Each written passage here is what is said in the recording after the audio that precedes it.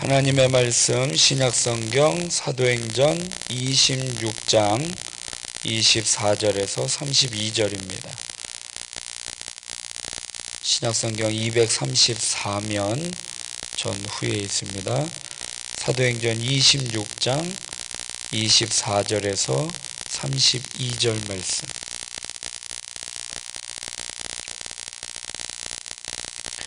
같이 봉독합니다. 바울이 이같이 변명하매 베스도가 크게 소리내어 이르되 바울아 내가 미쳤도다.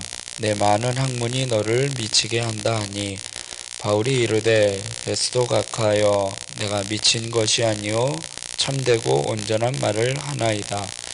왕께서는 이 일을 아시기로 내가 왕께 담대히 말하노니 이 일에 하나라도 아시지 못함이 없는 줄 믿나이다.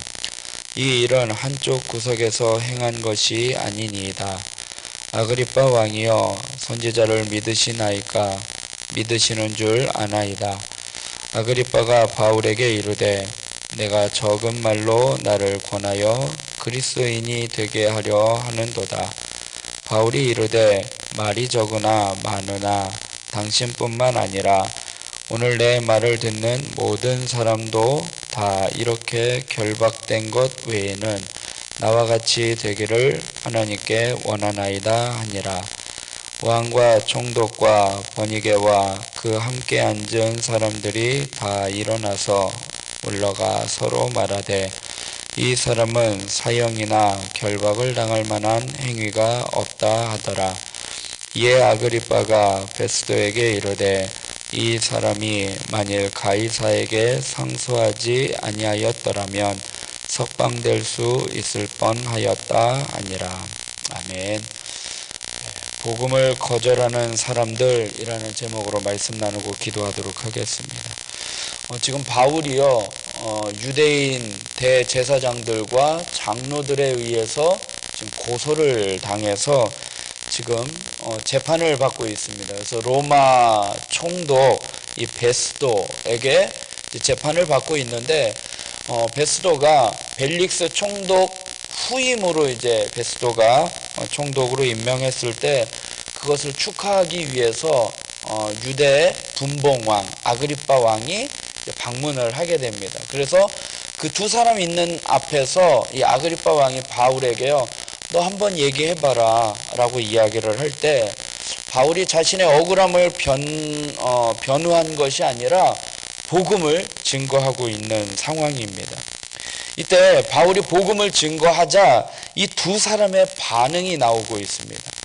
바울은요 총독 베스도와 유대왕 아그리빠 2세 앞에서 자기가 만난 예수님을요 부활하신 예수님을 증거하면서 그들을 믿음으로 초대를 하고 있는 거예요. 근데 그들의 반응은요 싸늘하고 적대적이었습니다. 그러니까 우리가 복음을 증거할 때요 그 복음을 받아들일 때 모든 사람들이 다 호의적으로 받아들이지는 않는다라는 거예요. 어떤 사람은 그냥 뜨뜻미지근하게 그냥 뭐 이렇게 받아들이는 사람이 있는 반면에 어떤 사람은 적대적으로 반대하는 사람이 있다라는 것입니다.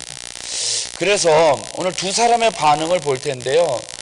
우리가 복음을 전할 때 어떤 반응이 오더라도 호의적이 아니더라도요 우리는 낙심하지 말고 하나님의 뜻을 따라 우리에게 맡겨준 사명이기에 그 사람이 복음을 받아들이든지 적대적으로 반응을 하든지 우리에게 맡겨준 사명은 복음 증거이기 때문에 기도하면서 그 사명을 감당해 나아가야지 되는데 오늘 베스도와 아그리빠 이 두 사람의 반응을 좀 살펴보고 같이 기도하도록 하겠습니다.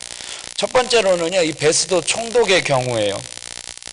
이 로마 총독 베스도는요 바울이 주장하는 내가 부활하신 예수님을 만났다라는 이 부활에 대해서요 믿지를 못하고 있는 거예요. 예수 그리스도의 부활을 믿을 수가 없어요. 왜냐? 이 베스도는요 이성적인 사람이에요. 어떻게 죽은 사람이 다시 살아날 수 있느냐라는 거예요. 오늘날도요 죽은 사람이 살아났다? 잘 믿지 못하는 거예요. 우리가 이론적으로는 이해할 수 없는 부분이기 때문에 일반적이고 보편적인 사고에 그 베스도는요 이성적인 사람이었기 때문에 부활하신 예수님에 대해서 믿지를 못하고 있는 것입니다. 그래서요 베스도는요 이성적으로만 판단을 하는 거예요. 내 머리에 이해가 되지 않으니까 믿을 수 없다라는 거예요. 복음을 증거하다 보면은요 하나님이 천지를 창조하셨다, 또 죽은 사람을 살리셨다, 예수님이 우리를 위해서 죽으셨다가 3일 만에 부활하셨다, 이런 복음에 대해서 증거를 할 때에 이성적으로 이해를 하지를 못한다는 거예요. 내가 보지도 않았는데, 도마처럼 보지도 못했고 내가 만져보지도 못했는데 어떻게 아느냐라고 이야기를 하고 있는 것입니다. 그래서요 이 베스도는요 이 바울이 네가 미쳤구나, 어떻게 죽은 사람이 살아날 수 있느냐, 네가 많은 학문을 배우다 보니까 네가 미쳐서 그렇게 하고 있구나라고 그 복음에 대한 이 권면을 단호하게 거부하고 있는 것입니다.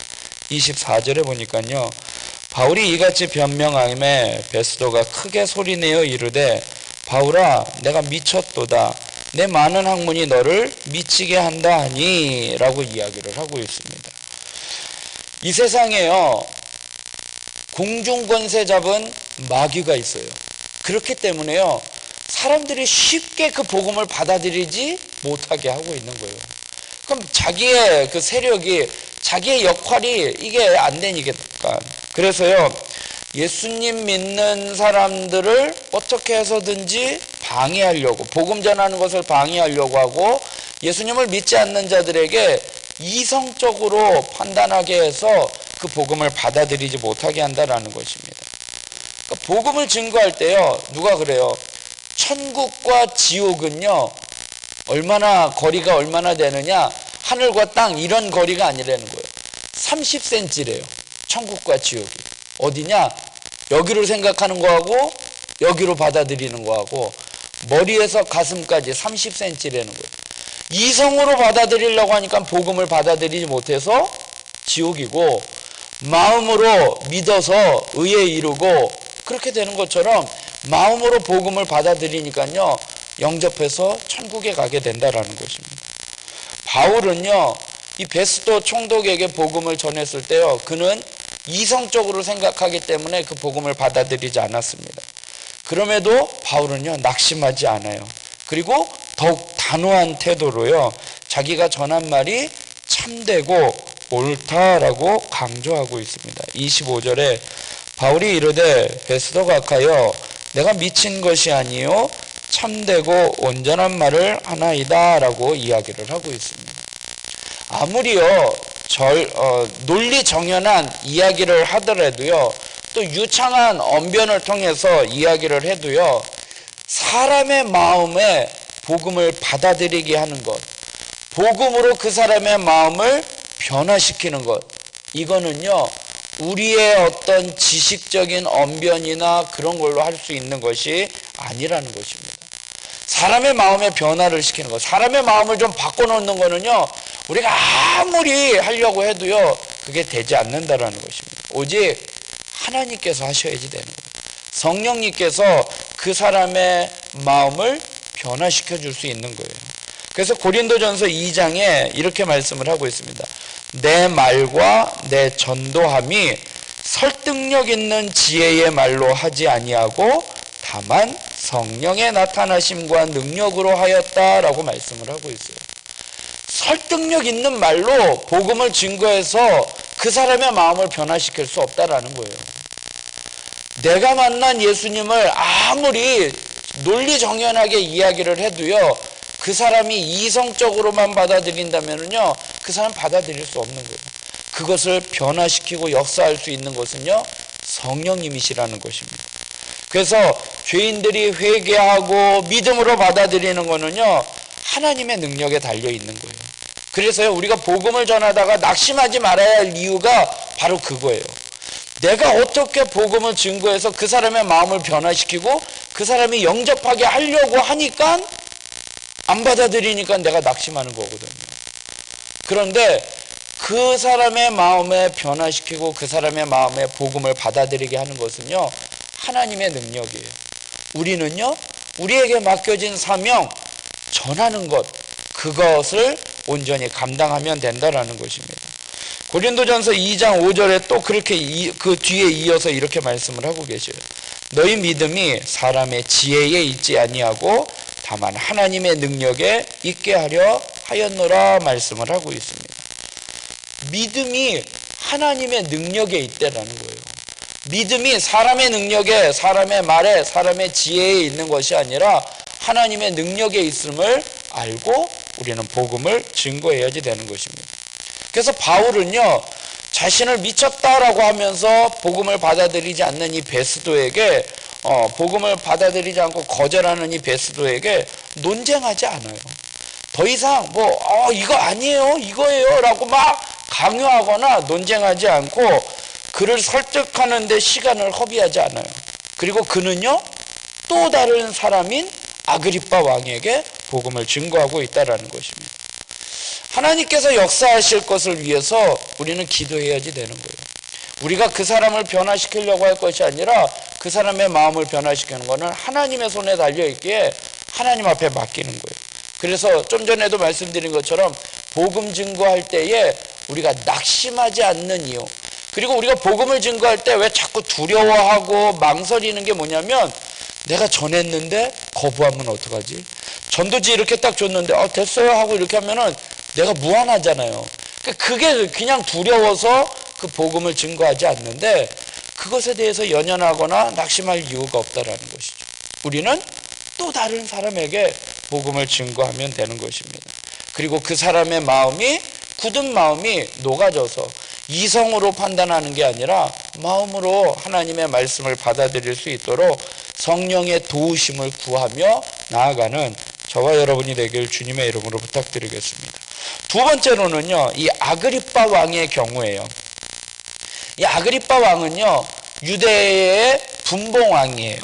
그래서 정통 유대 혈통의 왕은 아니지만 로마가 그냥 그 나라를, 유대 지역을 다스리라고 세운 왕이지만, 그래도 유대인의 문화와 또 전통, 종교 이런 것에서는 익숙한 사람이에요. 그러니까 베스도가 유대인의 왕이 왔을 때 당신은 좀 그런 저 사람들의 그런 종교나 문화나 이런 것들을 아니까 좀 이거를 좀 판단을 해달라고 부탁을 했던 것처럼, 바울이요, 이제 이 아그리빠 왕에게 복음을 전하는데 뭐라고 이야기하느냐, 당신은 유대인의 그 율법이나 전통을 잘 알고 있으니까 그거를 근거로 해서 당신이 선지자를 믿는다면 그 선지자의 가르침을, 내가 전하는 그 진리를 받아들여야 한다라고 이야기를 하고 있습니다. 26절에 왕께서는 이 일을 아시기로 내가 왕께 담대히 말하노니 이 일에 하나라도 아시지 못함이 없는 줄 믿나이다. 이 일은 한쪽 구석에서 행한 것이 아니니이다. 아그리빠 왕이여, 선지자를 믿으시나이까? 믿으시는 줄 아나이다 라고 이야기를 하고 있어요. 선지자는요, 구약에 장차 오실 예수님을 예언했던 사람이에요. 예수님이 이 땅에 이제 우리의 모든 죄와 모든 문제를 해결해 주실 구세주 메시아가 올 것이다 라고 예언했던 사람이 선지자예요. 그러니까 아그리빠 왕은 선지자를 아는 거예요. 그리고 선지자를 믿는 걸로 알고 있습니다. 그러니까 지금 내가 전하는 메시지, 선지자들이 그렇게 예언했던 구세주 메시아 그리스도가 바로 내가 만났던 그 죽었다가 살아나신 예수님이 그 선지자가 예언한 그 사람입니다 라고 이야기를 하고 있는 것입니다. 우리가 복음을 전할 때에요, 상대방이요, 복음에 반응하는 경우가 있어요. 복음을 증거하는데 예수님 믿으세요? 얼마? 저 예전에 교회를 다녔었는데요 라고 그렇게 반응하는 사람들이 있다는 것이죠. 그럴 때 그 사람에게 그것을 이용을 해서, 이용한다라는 표현은 좀 그렇지만 그것을 통해서 그 사람이 스스로 자신이 고백을 할 수 있도록, 신앙을 고백할 수 있도록 그렇게 복음을 증거하고 있다는 것입니다. 아그리빠 왕이 바울의 도전 앞에요, 자기의 생각을요 분명하게 드러내지를 않아요. 그의 반응을 보니까. 왜냐? 많은 사람들에게 자기가 인정을 받아야 할 정치인이에요. 분봉 왕이잖아요. 그러니까 자기가 한쪽으로 치우치면 안 될 것 같은 거예요.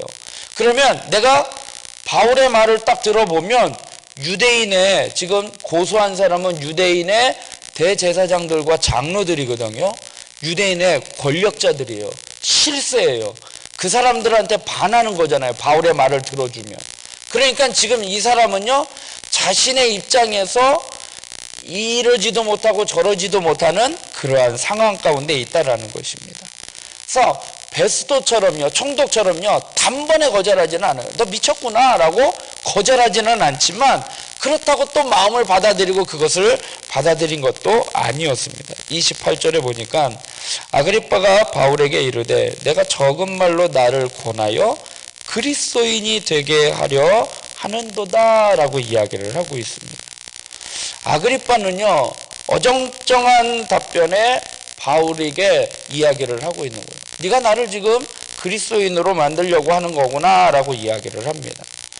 그러자 바울이요, 그 아그리빠의 어정쩡한 답변에 바울은 내가 지금 예수님 믿는 것 때문에, 예수 그리스도의 복음을 증거하는 것 때문에 내가 지금 결박당하고 고소를 당했지만 이것 말고는 모든 사람이 예수님을 믿기를 원한다라고 단호하게 선포를 하고 있는 것입니다. 29절에 바울이 이르되 말이 적으나 많으나 당신뿐만 아니라 오늘 내 말을 듣는 모든 사람도 다 이렇게 결박된 것 외에는 나와 같이 되기를 하나님께 원하나이다 라고 복음을 증거하고 있습니다.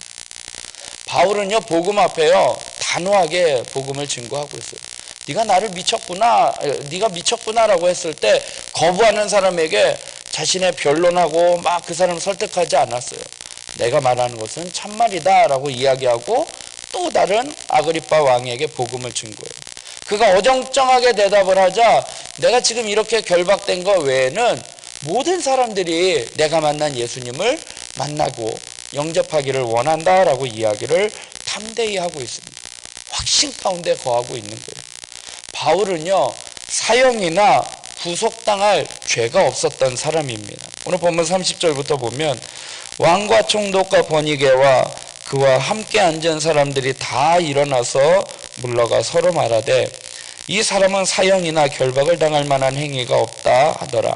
이에 아그리빠가 베스도에게 이르되 이 사람이 만일 가이사에게 상소하지 아니하였더라면 석방될 수 있을 뻔하였다 하니라 말씀을 하고 있어요.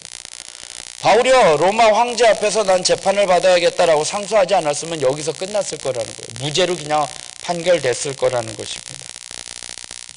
바울은요, 오직 복음 때문에, 예수님 때문에 결박당한 거예요.